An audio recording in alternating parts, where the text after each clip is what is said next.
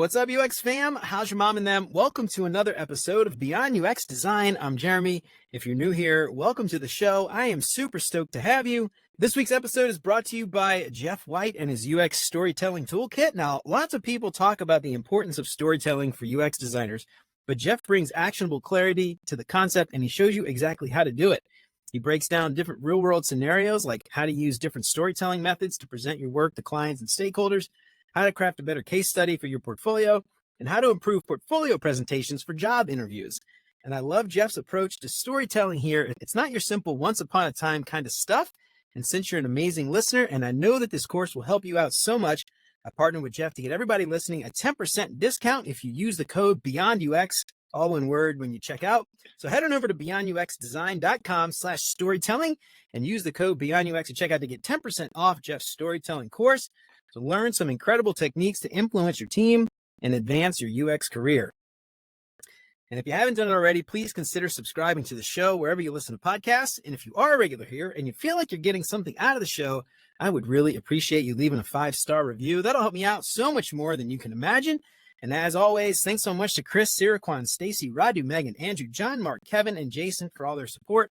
And if you want to join those fine folks and many others and help keep the show independent and ad-free, you'll get rough transcripts and exclusive access to the entire video library of episodes, including access to episodes before they're released.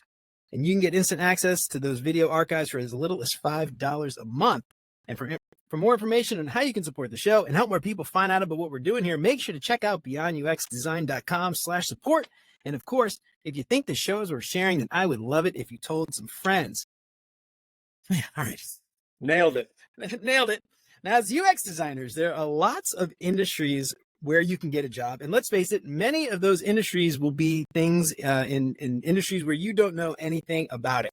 So the chances are very good that whatever job you get, you won't have a clue about the industry until you start working, what the users want, why the app exists, any of that stuff. And that's why I've got my good buddy Casey Bombacie on the show today. Casey, I love that name, man. Such a great name. You.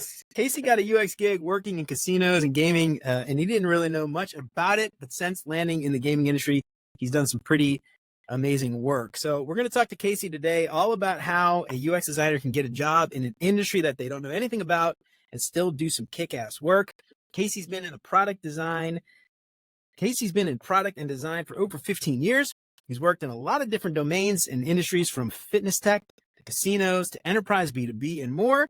He's won an award for his product design as well as getting patented. That's pretty cool. I need to ask you about that for another feature. And he is currently the founder of happydesign.io, the Netflix of design. Casey, welcome to Beyond UX Design. Yeah, thank you, Jeremy. So good to have you on. I'm going to stop talking for a second. Thanks for coming on. Tell us a little bit about you. And I know I read that bio, but tell us a little bit about you.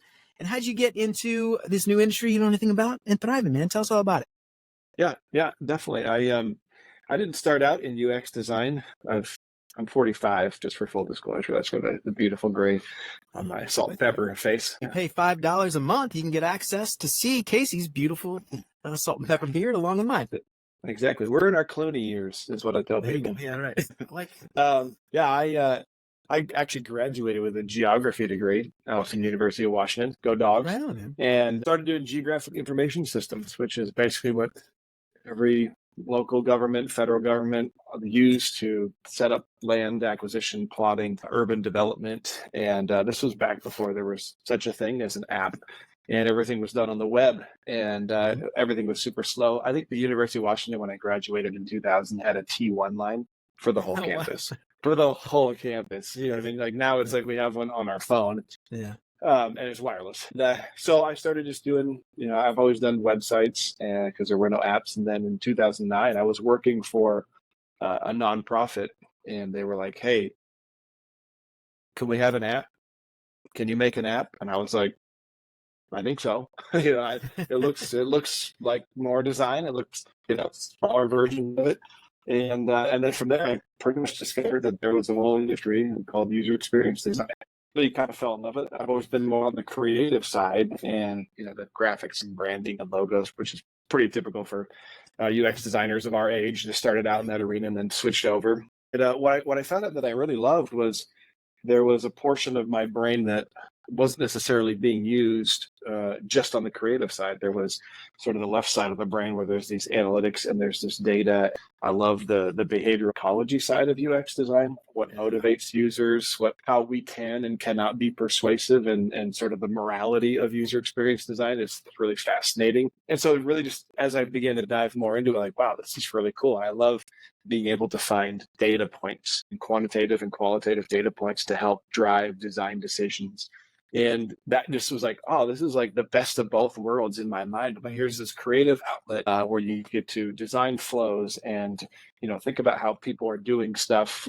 In the real world, we have places like Disneyland where somebody thought about an experience and every step along the way, you know what I mean? Like what makes that experience great. And there's times where you can just breeze through Main Street USA, and there's times where you can stop and be like, there's a light bulb where they had an odd number of light bulbs, and so they painted half red and half white. And somebody thought about that and was like, we can't have two reds in a row or two whites in a row. And so the solution was, we'll cut it, we'll paint it half and half. And those things are just what really drove me into experience design. And so I joined a startup, a fitness tech startup. And that was like the intro to my, like, after I designed the app for the nonprofit, I was like, I want to do this full time, not just be a creative director. I was like, I dove in, started at the bottom of a fitness tech startup. There was like four of us. There was the CEO who was also the main coder engineer. There was a junior engineer, a product manager, me, a marketing guy. I guess that makes five. And then six, there was a fulfillment guy, because we had a barbell collar that sent data to your phone for training. Really interesting. And it had 6 accelerometers and an altimeter in it, so it would actually train you in Olympic weightlifting styles and record your lifts. Oh, okay. Like help you form and stuff, like with tracking. Exactly. Yeah, that's really cool, man. Yeah, the name of the company was Form Lifting. So Form Lifting, is it still around? No, it's not, sadly. Yeah, that's unfortunately the way most startups tend to go. So, well, let me ask you this: we were originally talking about how you got into casinos and gaming and stuff, but when you got into the fitness app, did you know anything about that either? Did you even lift, bro? Or like, did you not know anything about weightlifting and stuff before you started with that company too? Fortunately, I did have a leg up there because I had been doing CrossFit for about 4 or 5 years. So it was like when I saw it and then I saw what they were doing, I was like, I know exactly what we're talking about. At the same time, though, I mean, I didn't even know how to use Sketch. Full disclosure now, and now, 15 years later, I was literally, as I was driving into the office, I lived in LA at the time, driving from Santa Monica to downtown LA, and I would watch videos on my phone of how to use Sketch, and that I created. Driving. You didn't say why you were driving, right? This was like on a bus. No, yeah. Of course. I was just listening to the video. Listening. Okay. All right. Yeah. Law enforcement, you guys are listening. I think there's probably statute of limitations probably passed. I think statute of limitations for sure. But it was like it was one of those things, kind of in the theme of this whole podcast today of basically going from 0 to 1. I think that's been one of my biggest strengths of like, I know nothing. How do I get to something?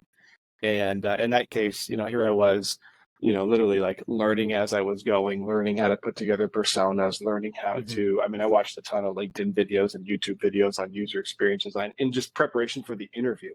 And I came, one of the best things you can do for an interview is come over prepared.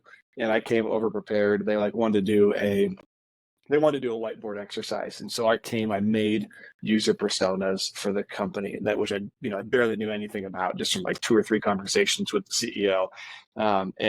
And so it's like, I came over prepared. I had like printed out like user personas, and then I had printed out flows. Yeah, I know, back when things were printed. Who printed? And so, yeah. And so when they came, they were like, where did you get these user personas? I was like, I just kind of made them up. And they were like, I love that. Yeah. And they were super excited by that. And they called me the next day and they were like, hey, it was like glaringly obvious you're the right man for the job. And I got the job, which is totally awesome.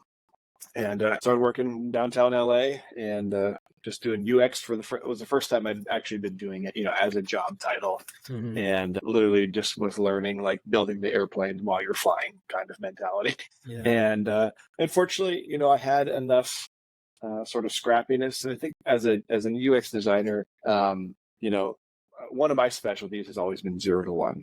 You have nothing, you have no knowledge, or you have no experience, and then going to something, some knowledge, some experience. I think that has proved well for me. And I think what a lot of designers, we don't ever start off 0 because we always have some knowledge or wisdom, or you watch a video or whatever. But as you go through, you step into these new industries, it's like you have to be able to, be like water, as Bruce Lee says, right? And just find a way around the obstacle that's in front of you. Being able to like, okay, I can't do it this way. A good example is I was at ServiceNow, and I've been working for all these startups beforehand. And so it was like, you always had direct access to a user, and you could be like, I can imagine going from a startup to a place like ServiceNow has got to be night and day, man. Yeah, 300 designers alone. You know what I mean? And so I was like, okay, I want to talk to a user about this product. They're like, well, that's going to be hard. It's going to take a month of just like, right. So I was like, okay, what do I do here? Like, how do I design a product for a user who I've never had a conversation with? And so I actually reached out to the research team and was like, when are you doing interviews? What do you have? And just started, found a way to get around it. You know what I mean? Found a way to talk to users and, sort of work within their system to do that. I think a lot of people would see that and they would kind of give up and be like, well, I'll just design without users. You know what I mean? And that happens in a lot of companies. It's just like, hey, we don't have any contact, but the PM is your user, essentially, in that case. And they're just telling you what features to put in. And I think you do a disservice to the users. And I think with a little bit of effort, you can work your way around that obstacle and be like, no, I'm going to be a user experience designer. And if you want to call it user experience designer, product designer, I don't really care. But if you're designing something for humans, then you should talk to humans, is my philosophy. I love that, dude. Well, you could bring up a good point too about this idea of 0 to 1. It could be the industry, it could be a skill, it could be a feature in Figma that you don't know anything about, but you've got to figure out how to get from 0 to 1 or half to 1 or point whatever to 1 and get there. So I want to talk a little bit about your experience though, getting into gaming and casinos, because that's such an interesting topic. I've never even really thought about UX for casinos before. And I imagine there's all kinds of other just like ethical implications and legal things and regulatory things you probably have to consider that, joining a casino or a gaming app or team or whatever whatever it is. Hopefully you'll school me on that today, by the way.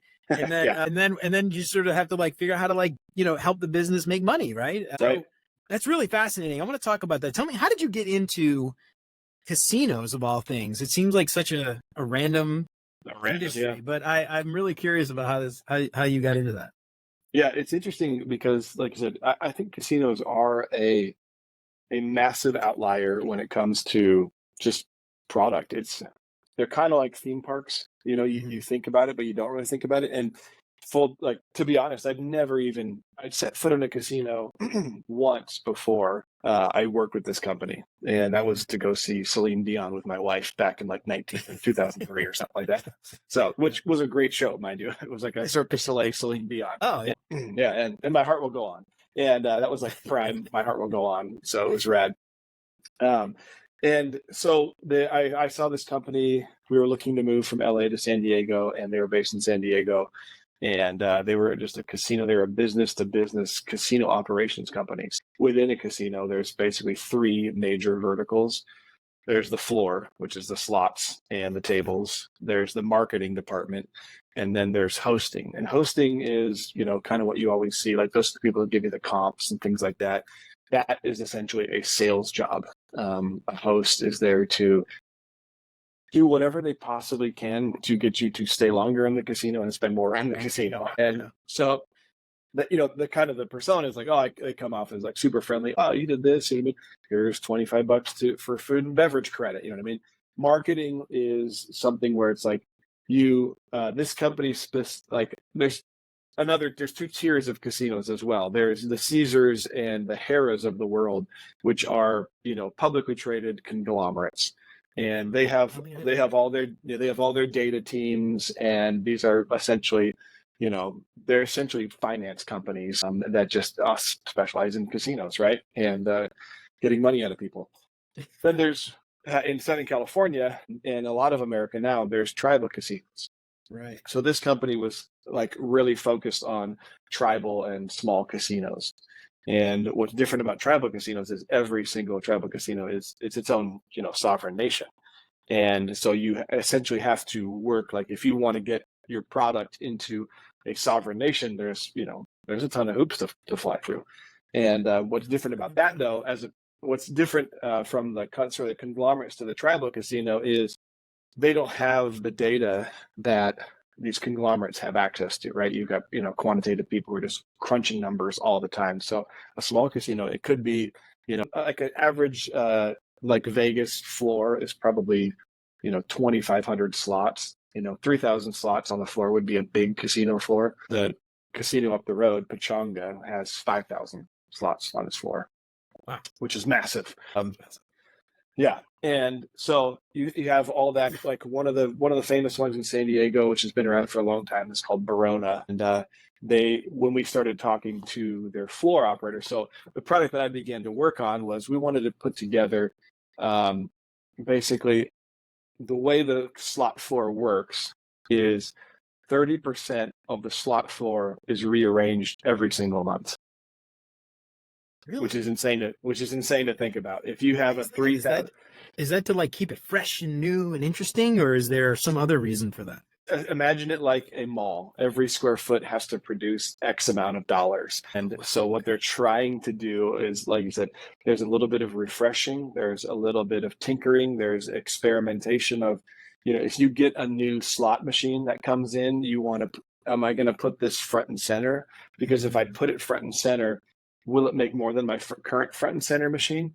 And so there's a lot of interesting sort of experience design that goes into just on the floor side of things. So like when you walk in, what's the first slot you see? Why do you see it? And then if I look, throughout the whole floor, what do I see? There's different types of, they call them toppers. There's maybe like a siren, so like a cop car siren, or there's a full placard, or and everything's now LED. So there's like full LED, tunnel slot machines and stuff like that. So crazy. So with that sort of the main problem statement is if I move my slot floor 30% every single month, how do I know which machines do I need to add, move, reconfigure, or just move in general?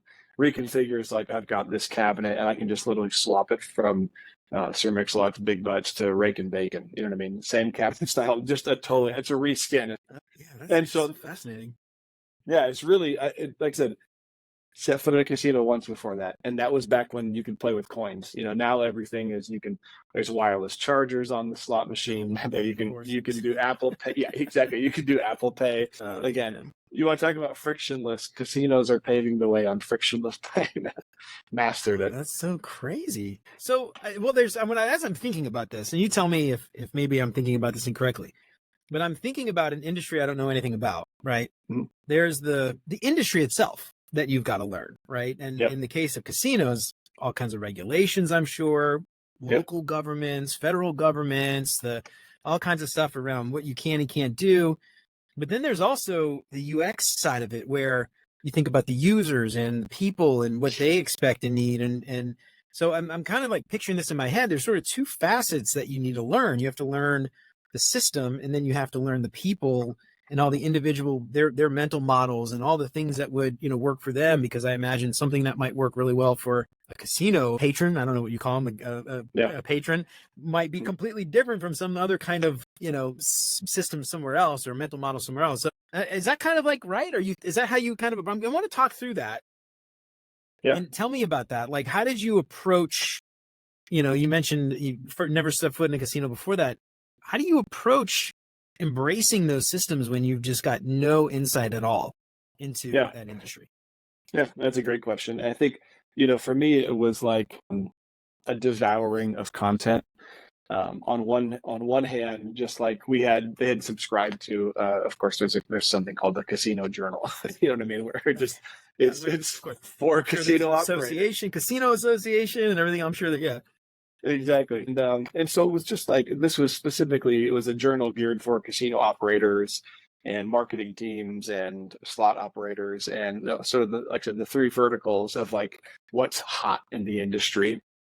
And so I started just I just started reading through, skimming different articles, seeing what was interesting. And that was really just like, hey, we're slot operators, we're casino operators. This is what we do. Like sometimes we would talk about technology, sometimes we would talk about like a KYC, a know your customer, like how important that is for government regulations and things like that. Which again, in that industry, know your customer is huge because of fraud, right? So you have to know these things. You have to have driver's license, all that kind of stuff. So that was like a new thing to me because I was doing, I said startups, and we didn't really. It was know your customer was like, I know this guy's email and first name, last name, that kind of thing. Where now it's like we just got to know exactly, not where these things are going, but like how are they working, and understanding that that's a huge part of it to avoid fraud regulation with the U.S. government. And then just kind of diving. Oh, go for it. Yeah. Yeah, well, I was going to ask a question about that because I actually came from GE Aerospace. Big, obviously, big giant corporation making military sometimes jets, passenger jets, commercial jets, and stuff like that. But we actually were really impacted by all the sanctions against Russia recently with the Ukraine war. Yeah. And so for us, the know your customer thing was huge because we, like Russia, Iran, they would set up these shell companies trying to get around stuff to buy GE parts. Right. And so our job before we could sell anything, we had to vet these people and like do it would take months and stuff to go and like figure out like, where is this? What's that address? Is there a known person that like is associated with this and blah, blah, blah. And like all these red flags that would set off. And, before we could ever sign a contract, accept payment, whatever. That was like such a super fascinating concept. Actually, before I left GE, I was working on something that had to do a lot with like onboarding, customer onboarding, and that whole know your customer thing was huge. And it's so funny when you said KYC, like that acronym, just like I was getting flashbacks of like all these meetings on GE. KYC, blah, blah, blah. Anyway, I'm sorry. I totally sidetracked you there, but that's like such a fascinating thing. And it's funny because like, I feel like as UX designers, everybody wants to work at a FANG company and these big like commercial things. And there's so much of this like these little nuanced things and so many different companies that are just like, it sounds boring when you talk about it up like at a high level. People might that's boring, but it's so fascinating. All of these little things. I love talking to other people who are in just these really random spaces because there's just so much interesting stuff. But then on the other hand, there's also similarities like the KYC thing. Like I know what you're talking about, but like, anyway, I don't know. It's just like really, really funny to me, the sort of like how people approach this. And anyway, I don't know. Anyway, totally thinking out loud, side tangent. No, I love it. You were in the middle of telling a story. Proceed. Sorry. Yeah, no, that's perfect. And I think that's what's like you said. There's this concept that anything you do in user experience design can essentially be ported over to something else. And this is actually what has helped me over my years because I've not stayed in one industry twice. I don't think that's not been on purpose. You know what I mean? Like I'd be like, oh, I want to jump to a different industry. It just kind of was like what things interest me, what opportunities there were, and in reality, that has helped shape and change a lot of some of the things that some of the places I have worked at because I had strange knowledge, so to speak. Like one of the things when I worked for a health tech startup, and they had this huge onboarding flow. And I'd also worked in mobile gaming before that. Produced a mobile game in 2020 called Frontrunners, which was like a Subway Surfers with political figures. You jump over, and a ton of fun. I love that. Yeah, still live on the App Store. Really? Okay. Shameless plug. And it's free. It's a free to play. But with a free to play game, a mobile game, you have less than 20 seconds to get a user engaged in the game. And so your onboarding cannot be this 12 screen process. The whole concept is get a user using the product. And when you're an enterprise, when you're a B2B, a company's paying you, $10,000 to $100,000 a month to use your product. And so you have this disgusting luxury of just like, we're going to do 5, calls with the customer, the client management team. And here's a book you can read on how to use our product, stupid stuff like that. Right. And so as I had some of that mobile gaming experience, I was able to bring that into a lot of different companies over the last several years on how to improve their onboarding. And be like, your onboarding is garbage. Nobody wants to everybody, like the tooltips thing where you come into, I mean, I worked it for a two-sided marketplace for health. It was for travel nurses. And we were like, we switched from being a walled garden where you had to register first and then you could look at the jobs to just being an open marketplace. And then once you clicked on it, once you wanted to apply for a job, you'd register. And they were like, okay, well, we created a beautiful, job search screen. And we were one of the team members, one of my designers on my team wanted to put tooltips like, this is a search bar. These are filters. And I said, why would you do that? And they were like, well, just so they know. I was like, you don't think they know what a search bar is? I just was like, trying to be incredibly, I was trying to be totally snarky, but I was like, how low of an opinion do we have of our users that we need to show them like this is, if they cannot look at it and recognize immediately that this is a search bar and this is a filter, they may not call them a filter. They may just call them, these things, they fixed it so I can, refine my search better or whatever, most people would call it a filter. But if we have to explain our product to people, then we haven't done our research, then we haven't done our work and being able to be like, this is what it should be. Like people should be like, oh, yeah, I get it. And so going back to the casino industry, the product that we wanted to launch, I started in like January of 2019. We wanted to launch a product by October, an MVP. And it was basically going to help slot floor operators decide which of those machines they were going to add, remove, move, or reconfigure. And so as I began to jump in, I was like, okay, I need to talk to slot floor operators. What do they even do? Who are they?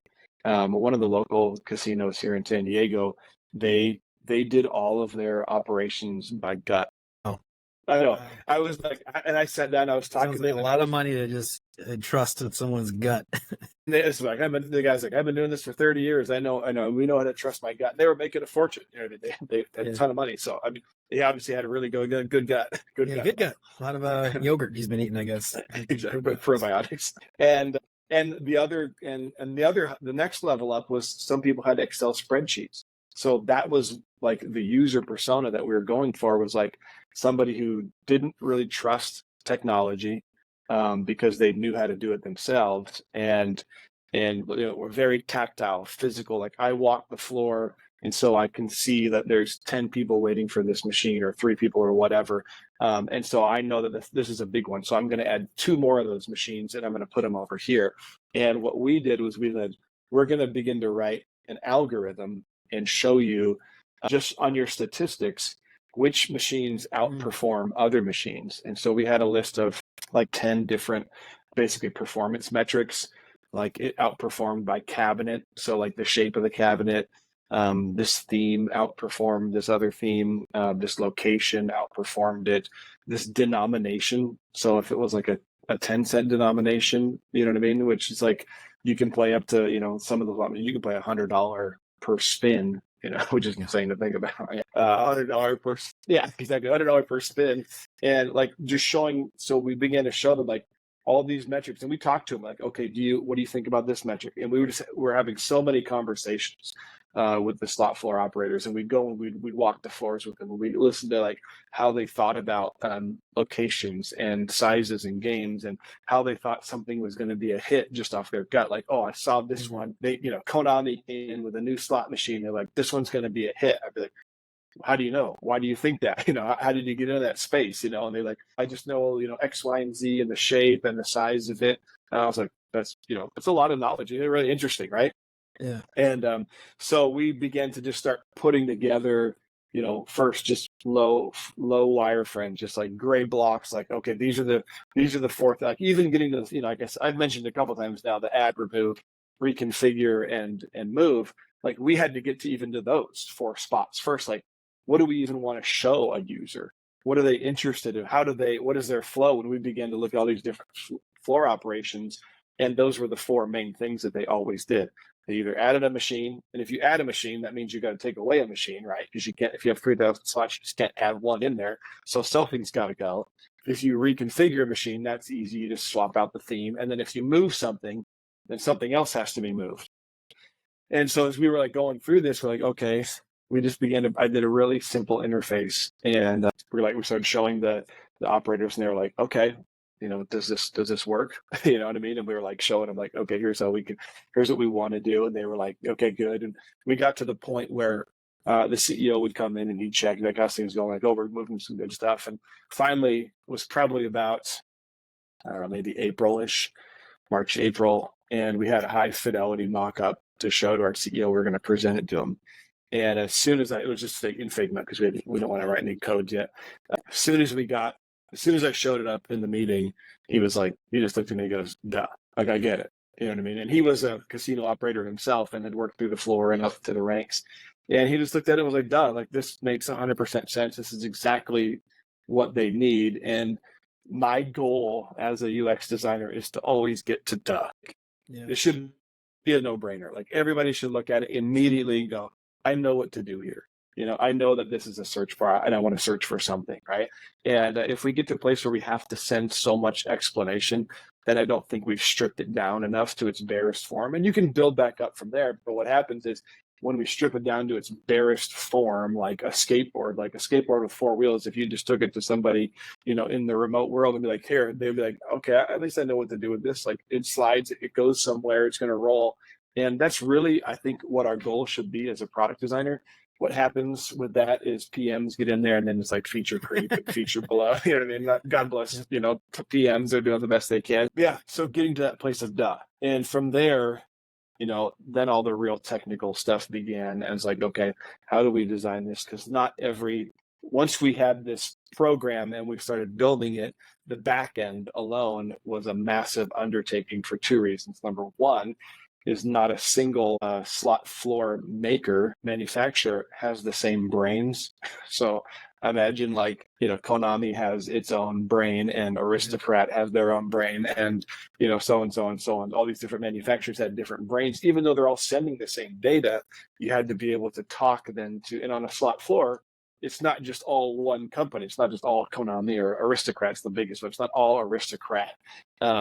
That you can have 5 to 7, maybe a dozen different types of machines. And so pulling in all that data, aggregating all that data, sifting it, and then sending it back into the product wasn't an experience design thing, but I definitely helped work through it. Like one of the things that the company had done, and this is kind of cool. This is a tale of what I did at another company brought over to another company. The company before, they would crawl the World Wide Web, as we call it, every single night, and they would scrape all these different ads.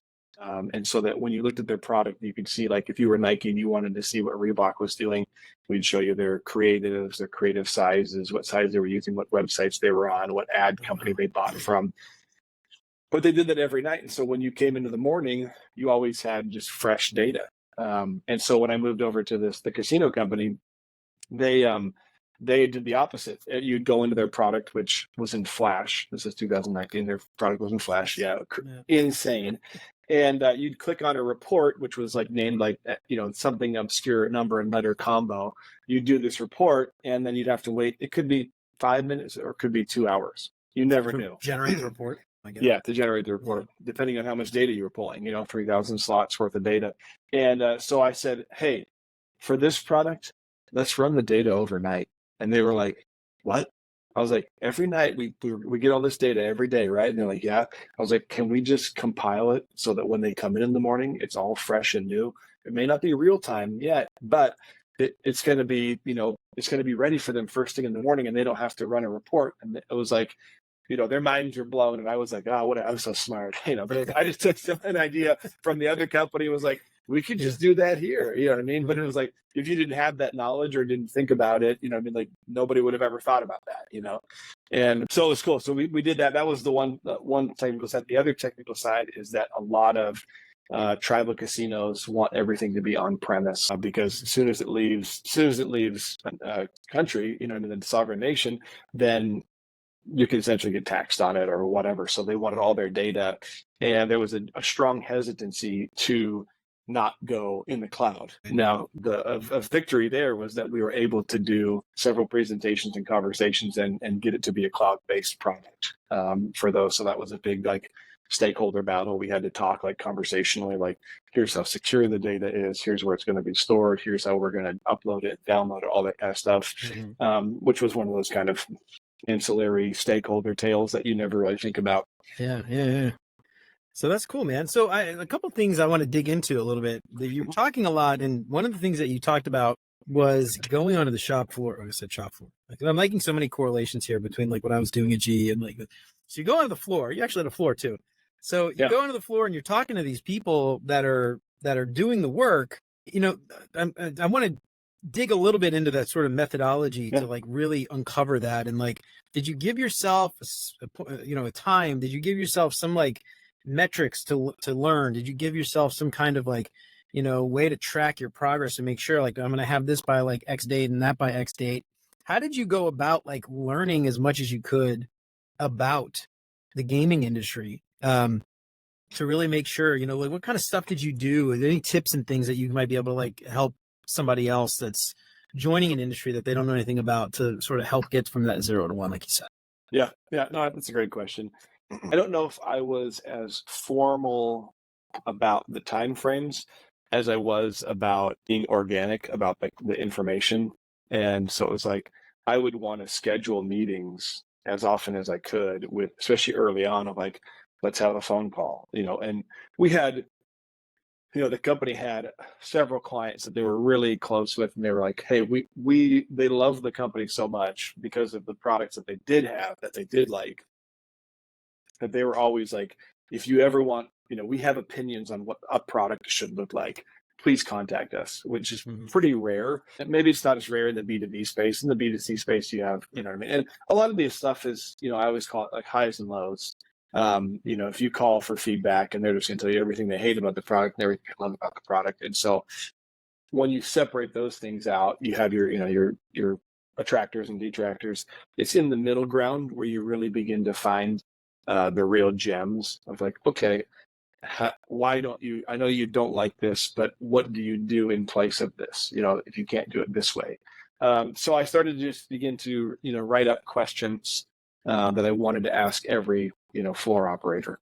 And I just had a script and I went through it. I tested it. Like first I read through myself. This is just good user interview practice. Number 1, write a script. Number 2, read it out loud to yourself. Number 3, find a coworker and interview them.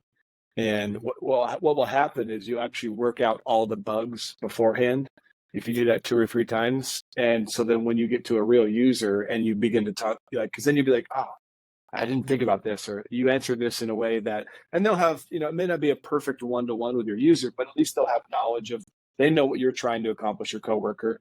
They'll know what you're trying to accomplish and what you're trying to get at. And they can be like, that could have been worded differently. Or you'll ask them the question, you're like, that's not the answer I was looking for, so I need to rephrase this. And you work out all the bugs beforehand before ever talking to a user. And that takes, 20 minutes to do something like that, to run it by a coworker and have them do the interview or whatever. So then we went in there, I just started talking to users and being like, hey, these are some questions I want to ask. And of course, when you start doing that, you get into these amazing rabbit trails of, and hearing that individual's experience and what they do. And that, then it's like you're writing, you're furiously writing stuff down when you're, in recording, and be like, oh, I want to, mark that for later as something to come back to and refollow up as you're doing even now. Like, I want to come back on that question or come back on that comment. And that begins to produce sort of this baseline of qualitative content and data that says, okay, here's what so-and-so said. And are we solving that for them? Because then you may begin to see a theme of like, oh, I wish I had this, or I've tried to do this in the past and I can't do it. And you see 4 or 5 people begin to have that same problem. Like, okay, have we solved that? Do we need to solve that? Is this the right product, for that solution? And as you do that, you begin to develop this wealth of user in data that allows you to build a great product. And one of the things that I always say is like, if you can get a quote from a user or 2 or 3 to back up your design decision, you will have a much more robust product. You'll be able to, someone will say, now, why did you design it like this? Well, here's 3 quotes or 2 quotes or even 1 quote. We talked to a user and this quote sort of encapsulates 4 or 5 people's different thoughts. I wanted to do this, but I couldn't do X, Y, and Z. And so like, that's why, and that helps you reinforce those design decisions, because if you don't have that, and like I said, it can just be a great UI design. That's totally cool. And you can do best practices on that. This is what a form should look like. You don't need user research to tell you what a form looks like, and it should look a certain way. But if you do user research, and you'll begin to learn out what questions you need to actually have, not just the generic ones that everybody else wrote. Maybe you want a different one because your users are thinking about this and not about that. So there's that combination of, when people say, you didn't do any research. Well, I've got 15 years of research. And that's how I was able to come to this decision so quickly on this particular product. But now for this, exactly. But for this industry, the nuance then the nuance is found when I converse with users, and I can pull out those nuggets and be like, here's the best practices. Here's how we own it for our product, which is a combination of best practices, wisdom, user research. Yeah, I love that. So I'm curious because you just brought up a good point. I'm curious, in the case of a junior designer who doesn't have any wisdom or experience to build wisdom up, right? Or there's probably a better way to say that, but I think you know what I mean. A junior designer who's like just getting out of a boot camp or just getting out of school or something like that has no experience to build on.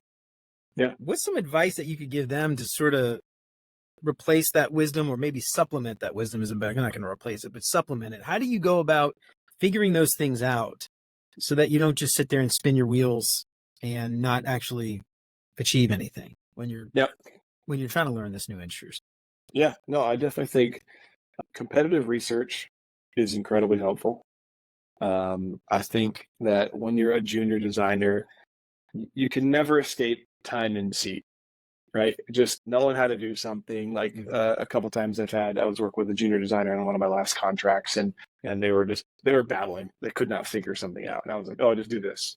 You know what I mean? And they were like, well, how did you know that? I was like, well, because I've done it 10 times before. You know what I mean? And that's competitive research, having a mentor. Now, not everyone has a senior designer or somebody above them at their company. Maybe you're a solo designer at a startup as a junior designer. Then I would reach out. I'd find people like you, people like me, all the people probably on your podcast are probably great people to reach out. And most of us are typically cool with like, hey, a couple questions here and there. And if you're going to sink, 10 hours of my time, I'd probably be like, well, that's a little too much. You could, you know what I mean? But simple questions or conversations, most people are happy to have those things, and tell somebody. And I wouldn't just come, if I was a junior designer now and I wanted to learn more from a so like Jeremy, I would come to you with a problem. Hey, I'm trying to solve this in my product. What would you do? And that to me is way more useful than tell me about yourself, because I can read your LinkedIn bio. And it's probably something that you've curated over the last number of years to tell the most about you in the least amount of words. And, what I really need is help in this situation, not just like, like I said, don't just say, tell me about yourself, or, how did you get into UX? Like, does that really matter? It's like, I want to know, like, how would you solve this problem? Or how can I be a better interviewer? Could you help me with that? Or how can I, could you look at my portfolio? Like, I would ask and I think that's kind of thing is, general questions go generally unanswered. Specific questions get specific answers. And depending on how you want your questions to be answered, that's how specific you should be. And so that's what, if I was a junior designer now, mentor, find somebody to mentor you. I do competitive research. And what happens with competitive research, obviously one of the downfalls of it is if you just do what Facebook does, or you just do what Google does, or you just do what FANG company does, that doesn't make it right. They have billions of users. They are looking at doing, like Amazon is a great example, right? Probably just the ugliest site out there. Yeah. At the same time, they are a multi-trillion-dollar company. So their user experience is so well designed in spite of their hideous UI. They still know what they're doing. And so what I would do is I would take for lack of better terms, I would take the heart of what they're doing and say, here's how they're getting a user to, let's just say, convert your shopping into your shopping cart. How do they do it best?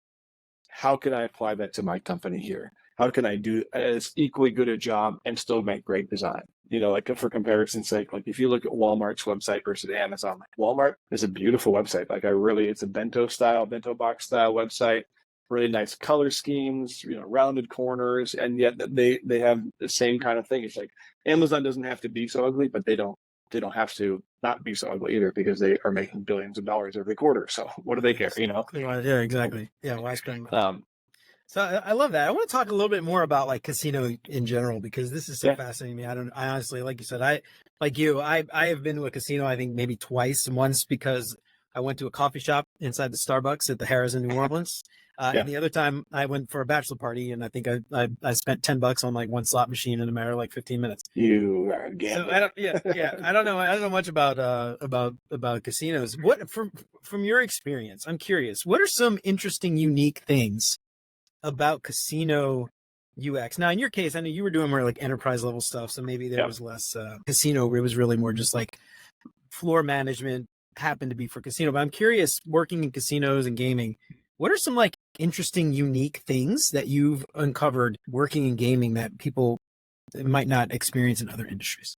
Yeah, I think casino industry obviously is, like I said, on the B2B side of things, there was an interesting dichotomy of, you have this it's heavy psychology in the casino, right? Like there's no windows, there's no clocks, there's sounds everywhere, there's excitement all around you, literally 24/7 in a casino.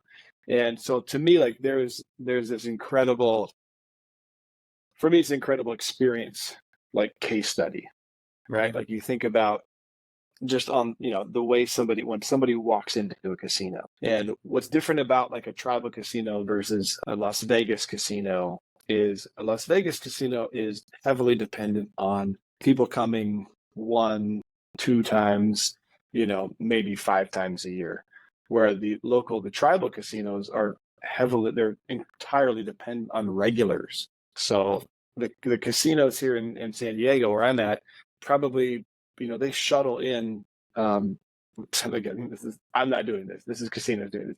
They're shuttling in senior citizens on the daily to play slot machines and get free food, food and beverage, and they spend, hundreds of dollars, a day, and the casino knows that. It's called a theoretical win. And so like you will have a theoretical win of $25 because you only go once a year. I only have a theoretical win of $5,000 because I go often. And so if I'm a casino, who do I want more of? I want more Casey's than Jeremy's, no offense, because Casey's going to spend more. You know what I mean? So there's a theoretical, and then there's what's called an actual win, and that is how much did you actually, and win is for the casino, not for you, by the way, because an actual win is a loss for us. So I'm actually losing $5,000, whatever. And so you have this interesting dichotomy. So there's the regulars that are coming almost like Monday through Friday, like kind of like a job. They shuttle them in, for lunch. They go to the buffet. They get, $50 off the buffet or whatever, and they're a platinum member. And then they go and they hit the machines for 2 or 3, 4 hours, and then they go home. And on the weekends, there will be, there's a casino in LA called Yamava, and it is probably the most profitable casino in America. Really? Yeah. Is there a reason why? Like that one happens to be? It is just it's like an hour outside of downtown LA. It's the closest casino to the LA metro area. It's in San Bernardino officially. And it's, Vegas is obviously another 5 hours. San Diego is, 2+ hours given traffic in LA on any given weekend. And so I went there and we were talking to the slot floor operators, great guy, really nice, super friendly. And I was leaving at like 3:00, and people were running into the casino to play games. Wow. And he was like, yeah, he's like, that's pretty typical. And it was like a Thursday. It wasn't like a Friday or Saturday or Sunday or anything like that. People were running into the casino to get to their favorite game. And he's like, yeah, we typically would have to kick off like $100 theoretical win player in place for like a $250 or $500 or $1,000, or they'll reserve a machine for the evening, hoping that like a $500 theoretical win player would come in. And so you can't play that machine. They're waiting because it's more profitable for them to wait for that one person, that one whale to come in, and they'll let the little minnows divvy up that machine. Wow. super fascinating. Like I said, super psychological. So here's something that I'm curious about, because with gaming, obviously, I feel like there's a lot of ethical implications, right? And so Yeah. when you think about this, like you just mentioned, and we're making jokes about how I win. No, that's not for you, by the way. That's for the casino, which implies that obviously the person gambling is losing. And obviously the casinos are making enough money because so many people lose all their money. I'm curious, like, how do you handle that aspect of it with the ethical implications? Yeah. Do you shove it under a rug, or do you work through it somehow, or is all of your sort of design decisions based around sort of minimizing that ethical impact, decreasing Yeah. deceptive patterns, things like that? I'm Yeah. curious. I'm curious how that plays out in your head. Yeah. It's interesting. I think, on one hand, there's a level of addiction on everything. You have, for lack of better terms, you have a casino in your pocket. Yeah. If you ever played a free to play game and you bought something, you bought nothing. You know what I mean? You upgraded your skin to whatever. You know what I mean? So there's this. It's in. I say casino in a pocket specifically because in mobile gaming there was the Japanese have a term called gacha, gacha, and it's a type of game that they all play. That they're just arcades everywhere in Tokyo and in all sorts of Japan. They're essentially like fun little variable reward games that you can win a prize or not win a prize, and they're super addictive, and they're essentially slot machines, but they're just like the Japanese version of a non-slot machine. And so that concept of gacha or variable rewards was introduced in the free to play, and you'll see this in something like a daily reward where you will get, if I spend your 20 coins and spin the wheel and see if you win anything, right? So the psychology of rewards was the lowest level is if you press this button, sort of the Pavlov, you get a reward. Well, what happens is if you get the same reward every single time after, 5, 10 times, whatever, eventually you'll get bored of it, right? So then they were like, well, what if you don't get it every time? There was a variability in it.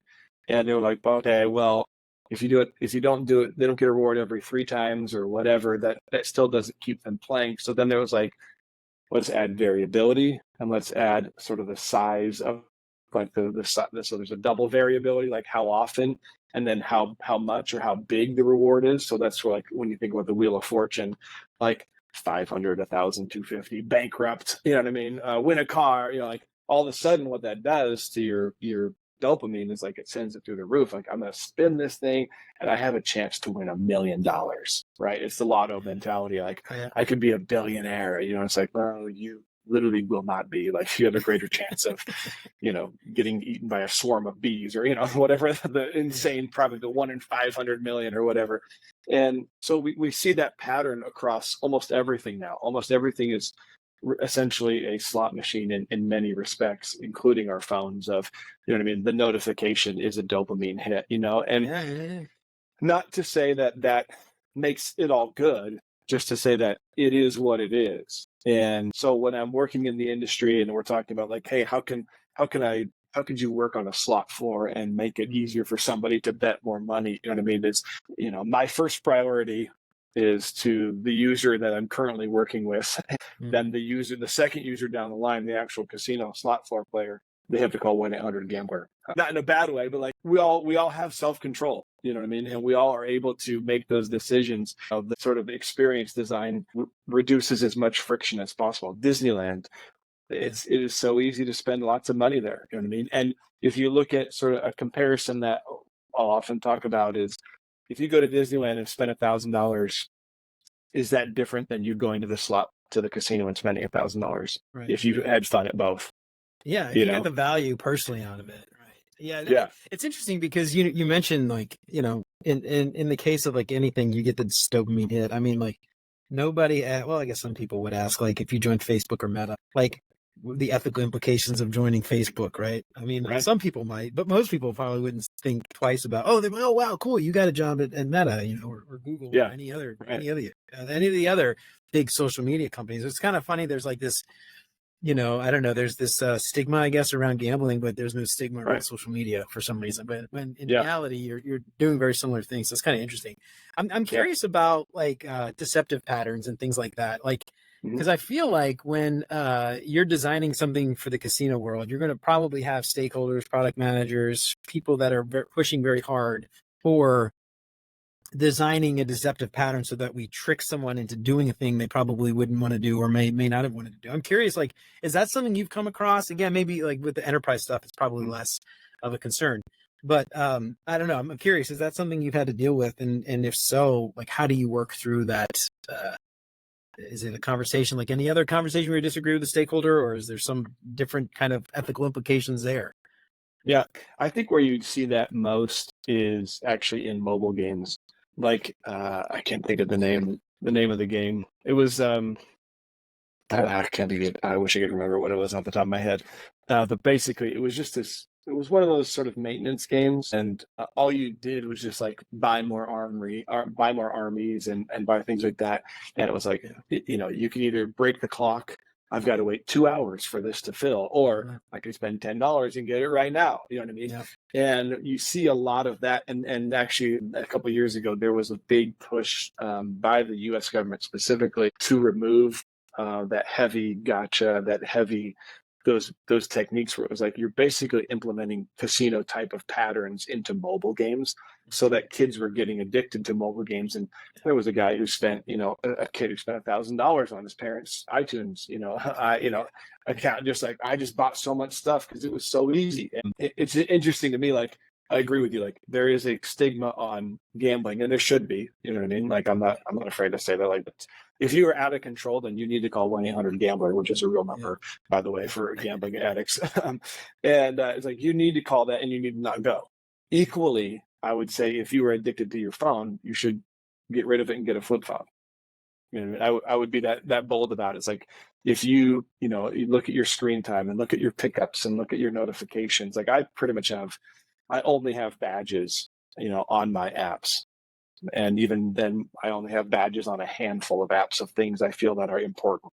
Text messages, maybe emails, and maybe things that I want, that I'm interested in. But if you're addicted to anything, you have to separate yourself and stop that dopamine flow, because what happens is, like, this happens even in, like, when they look at people who look at pornography, it creates a groove in your brain, and it forms such a heavy groove that until you break out of that, until you do something totally different to break that groove, you have to essentially reform and create a new groove of the healthy pattern, because that level, they basically say that crack cocaine users and porn users almost have the exact same level of groove because of the dopamine release, and that they begin to see that in gambling, in phone addiction. They're saying similar patterns arise as a result of that.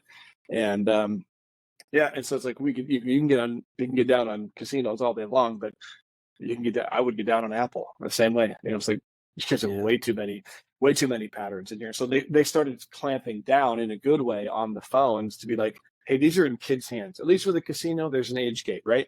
You got to be 18 or 20, 21 and up. You can't be you can just walk through and that's it, or you can't even come in here at all. There's at least some age gap, but on the phone, you can get around that. Some kid can just type in an older birth date or whatever. And so there was essentially no regulation in that. And I don't think that was the original intent with phones and things like that, but it's where we are now, and it's like a real issue. And so as a designer, I'm always like, I'll see things and I'll be like, wow, that is a rude pattern. That is a deceptive pattern that you have introduced in there. You'll see this too, like e-commerce companies will be like, do you want 20% off? Yes, sign your email. And then, like, the secondary call to action will be like, no, I hate free things. Or, it's like, yeah, that's exactly what I said. Like, get your passive aggressiveness away from me and just let me make the decision on my own. If your product is really that good, then yes, I will want 20% off. But if it sucks and it's mediocre, I won't buy it anyway. Yeah. I love that, dude. That's such a great point too. I think it's like, I don't know. I watched The Social Dilemma not long ago. Yeah. Well, this was like actually a couple years ago now. And like, immediately, dude, when the credits rolled, I deleted Facebook, I deleted Twitter, Right. I deleted like all those things, mostly because of like the same exact stuff that you're kind of thinking about. But it's just funny. I don't know. There's so many people that just don't think about those things. So I'm curious, as you were learning all this stuff, any like challenges along the way, things that you overcame that maybe you would want to let people know, maybe not specifically around gaming, but if it is, that's cool too. But like about learning from 0 to 1, getting into, the groove and getting to a point where you felt like you could deliver. Any challenges, things, pitfalls, things that you might want to let people know about? Yeah, I think, some of the biggest things are learning to converse with, I always say this, like, you want to converse with developers and PMs as early as possible in the process. And that is a flip-flop from sort of a graphic design, creative design mentality where you gather information from somebody and then you go into your magic box and then it's like, ta-da, here's the show and you're getting this. No, don't ask me any questions because I'm the artist, right? With UX design, it's very much the opposite. It's not designed by committee. That's not what I'm saying. But if there are requirements that you're designing for and the engineering team says like, I can't do that, or that's way out of scope, you have to be able to adjust your designs accordingly. And if you find that out after doing a month of design work or even a week of design work, that was wasted time. And so to have your engineers and your PMs early and often, like I would rather do 1,000 fast iterations than one big lump sum. Like just here's what I'm looking at. Are we on the same page? Are we talking to the right things? And obviously at this stage of my career, I know a lot of the limitations that engineers have. Like going back to the casino one where it's like, hey, we can't really do this because we have all these different operators, manufacturers that we have to pull data in. And so it's not going to be as easy as you think it is in your brain. I always have a joke with engineers. I'm like, look, I did the design. It should be fine. It's easy. I did it. It should be easy. I designed it. Now you just go build it. You know what I mean? They're like, well, it's not that easy because I got to do X, Y, and Z. I'm like, okay, you lost me on technicalities. I'm leaving this conversation. But just the ability to talk with essentially your close stakeholders, which would be your PMs and your engineers, and then being able to talk through the larger stakeholders, the VP of product or the CEO, depending on the size of the company, that those all vary, your director of design. And knowing when, I think one of the best things you need to know as a junior designer is know when to send it upline, to make that, like, I don't know if I should be doing, like one decision we had, I saw, and I was, they were on a different design team, but I was still, I was still a senior manager of design at the time. And I was like, hey, that you need to send that up to your director. You need to show them this. I said, here's why. Here's a couple of things I would do differently, but you need to let them know if you're going to try and make this decision. Like you need to include them so that they can either dissuade you or join with you and have the same mentality. Because ultimately, your managers, your principals, your seniors, your design directors, they're on your team, and you want them to. If they're really good, they will fight for you. If you're making the right decision. If you're making the wrong decision, hopefully they can, they would persuade you and be like, here's why that's not a good decision, and here's what I would do instead. And that way you can save face and not make a huge punk out of yourself by making a bunch of bad decisions or whatever. Awesome. All right, man. Cool. So Casey, we've been talking to you for a little bit. Before we get out of here, I got some questions that I want to ask all of our guests. Before we get out of here, I got some questions I'd like to ask all my guests to help our listeners get to know our guests a little bit better. But before we do that, any other closing thoughts? Anything else that you want to share that we didn't get a chance to talk about as far as going from 0? I think the best thing you can do, no matter what stage you're in, is remain humble. Sort of the cliche of like humble and hungry, but it's real. Like I don't know everything, and I am okay to say I'll get back to you on that, and then go and find out the answer. I think that's okay, and then that's something that should be continually just reminded of designers. Like, we don't know everything. I can't know everything ever. I can know a lot of things and I can be right about a lot of things, but there's be some things where I just don't know. And being willing to say that. One of the best things you can learn early on in your UX design career is that your goal should be to break the product. You want to find the break points, not create a perfect product at first, the first go. You probably won't anyway in the first round. So it's like, be willing to be like, hey, I know I can, this product will be broken. I want to find those spots as early as possible. I can't know everything. And you'll find that users, no matter how great of a product you design or how great of a user flow you design, you will find that users will find a way to do something differently than you imagined. And it always happens. No matter how well I thought about it, how much user research I've done, how many stuff, always somebody finds a way to do something differently than you thought of. And you're like, that was the edge case I did not think of. Yeah, for sure. Yeah, and that's such good advice too. I mean, in general, life in general, UX design, life, whatever. Just embrace the fact that you don't know everything. I like, that's the idea of Socratic ignorance. You don't know what you don't know. The only thing you know is you don't know everything, hopefully. And, going into the new scenarios, learning new things, new tools, whatever, be humble and just embrace the fact that you don't know and there's always more to learn. Exactly. You can apply that across the board, life in general, when you got kids, grandkids, whatever, it doesn't matter. Right. I think that's excellent parting advice, Casey. All right, Casey, before we get out of here, I got some questions I want to ask you. You got some time to stick around? You got to run. I know we're kind of getting written our end time here. You got some time? Awesome, dude. All right. Yep. First up, whatever comes to mind, you don't have to think too hard about these. Your favorite non-design book? Favorite non-design book? That's a good question. Not in a cliche way. I read the Bible every day. I think that it is a design book in many respects. It talks about the design of humanity and human thinking. And then I would also say, I'm trying to think of a book I've read that I've been reading the Gray Man series, which is a fiction series. That's okay. It's interesting. You know what I mean? Netflix did a movie off the first book, really good. Ryan Gosling's in it.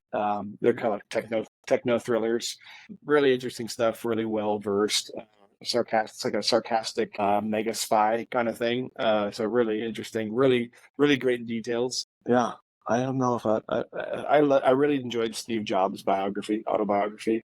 I'm reading Elon. Everybody talks about it, but it was a great one. I'm reading Elon Musk's, and it has not gone as smoothly as reading Steve Jobs.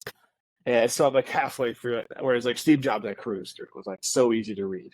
Because I don't know if it was just, his interesting tale. I mean, because Elon Musk has fascinating stuff too. I don't know if it's just because he's so current and because he's still alive. I don't know. But it's not as digestible as Steve Jobs was for some reason. Yeah, that's a great biography to read. Yeah, is it because the difference between the Jobs biography and Elon Musk?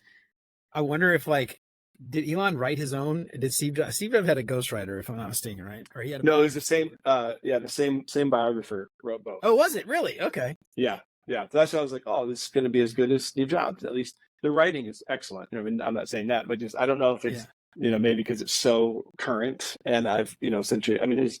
I don't know. It's interesting. It's just it's not as captivating. Okay. And I don't know why. Interesting. All right.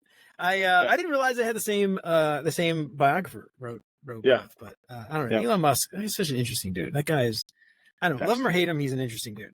All right. What is your favorite non-design podcast? I've been listening to Smartless. It's Jason Bateman, Will Arnett, and Sean. I can't think of Sean's last name at the current moment. He was on Will and Grace. But it's imagine three guys just making jokes about each other and interviewing people. And that's what Smartless is. And of course, they have all they're all, who Jason Bateman and Will Arnett are and all those guys. Yeah. I guess they're they're from, they were Arrested Development. And I guess they're friends outside. But speaking of Will Arnett, have you seen, this is not a podcast, but it's a show, Will Arnett, and actually Jason Bateman was on one of the episodes too. This improv show where he's a detective and they get a guest to come on and there's not scripted and it's all improv. Have you seen that? I can't remember the name. Mm-hmm. It's so funny. Well, the only reason I saw it was because they promoted it on the podcast and I watched it. Oh, did they? The podcast is funnier. Is it really? Okay. All right. I'll have to check out the podcast. That was such a good show. I don't know. Yeah, listen to the Justin Theroux interview. It's just a bunch of guys just having inside jokes, you know what I mean, about sort of Hollywood and life and in general. And they ask some funny questions and they're always kind of just ripping on each other for asking dumb things and things like that.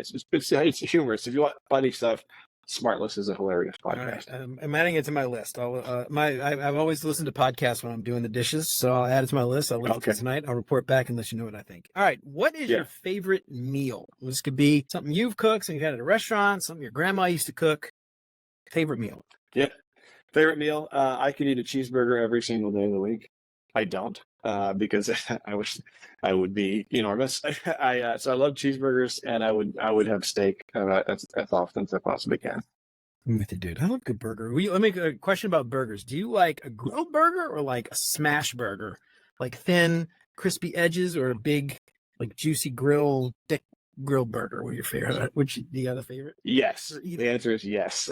Yeah, Okay. both. Because I mean, we obviously, we're in the land of In-N-Out, so I hit In-N-Out maybe once a week, and I've got two teenage boys, and so we'll go hit In-N-Out all the time and get double doubles and things like that. But then I also love like a good steakhouse burger. Like most of the stuff I cook at home is sort of a fat burger, you know what I mean? And then when I go out, I love a good snatch burger though, a little bit crispy edge, melted American cheese. So we don't have In-N-Out up here in the Midwest. I'm outside of Cincinnati, but we do have Culver's. And if you ever get a chance to have a Culver's burger, dude, oh my God. I personally, in my opinion, I think it's better than In-N-Out. Probably has something to do with the butter they slather on like the bread before they add all the other crap. Okay. Dude, it is so good. It is like one of the best fast food burgers I've ever had. And I would say even high, like beyond fast food, like just one of the best burgers I've ever had. It's so freaking good. And they have frozen custard too, which like you can't beat that, man. Oh man. Anyway, Culver's, if you ever get a chance, they're mostly in the Midwest, and it's like Wisconsin. They use like Wisconsin butter and cheese and all that. Yeah. Oh my God. If you ever get a chance, Culver's, check it out. All right. What is your favorite vacation spot? We have Palm Springs is like a great local favorite spot. And then Maui is always it's always high on the list. Right on, dude. Yeah, I guess you guys being out in LA, you've got like quick flights to Maui, I assume, or quicker. Yeah, it's only 3.5. Yeah, maybe it's not bad. It's like a 12-hour flight for me. It's like hours just to get to California, and then hours to get. That's awesome, man. I've never been. Everybody loves Hawaii, obviously, for obvious reasons. I've never been. At some point, I will go. But for now, I got 2 kids, and just being in a car with them for like any amount of time just is. We do very short road trips. All right. Yeah. Last question. What is your favorite design tool that is not Figma? Pen and paper. Good pen and paper. I'm with you, man. You got a favorite pen? What's your favorite pen? I do have some really cool pens. These you can get at you can probably get them on Amazon, of course. Zebra makes this pen. You won't be able to see it on the podcast, but they have different lengths of tips, and they're Japanese pens. You can get them at like Daiso, which is a good. And then these pens, this is called Prismacolor, and they have like a fat, almost like a highlighter edge on it. Which again, those are for sticky notes when you whiteboard, I assume. Exactly, yeah. And then then it's got like a tight edge, and so it's cool to have. Like I've got like a light gray and a dark gray, and like 70. It's cool because like this is 70% black. And so it's like it sort of translates into the digital world, and then I'll have like a CTA color. This one's a light kind of turquoise, light aqua. Sketching. I love it, dude. Exactly. So I'll do like a light gray, and then as I refine things, I can go in on like the 70% black, and then I can make like CTAs in that blue color, and I can sort of do levels of fidelity as you're working through it. That's really cool. Yeah, and for only $5 a month, you can subscribe to become a member of Beyond UX Design and see those pens on YouTube. Yeah, only $5. All right, Casey, this is awesome, man. I really enjoyed talking to you. This is such a fascinating topic. Just beyond obviously learning a new industry is something every UX designer needs to think about. But just like learning more about casinos and gaming, I don't know, it's just such a fascinating thing. I love talking about people in industries that I have no experience in at all. And I definitely learned a lot. So I really appreciate you coming on. But before we get out of here, let everybody know online what you got going on, where they can find you, and all that stuff. Give yourself a plug. Yeah, definitely. Find me on LinkedIn. That's where I talk the most. LinkedIn and X.com, formerly known as Twitter. I'm literally the one and only Casey Bombacie on Earth. There's only one of me with that name. There's probably a couple Jeremy Millers, but there's only one Casey Bombacie. My name is so great. Like, I just want to think, like, I don't know if you heard, probably stop me if you heard this before, but like Casey Bombacie, banana fana faux facey. You ever hear that? Is that people?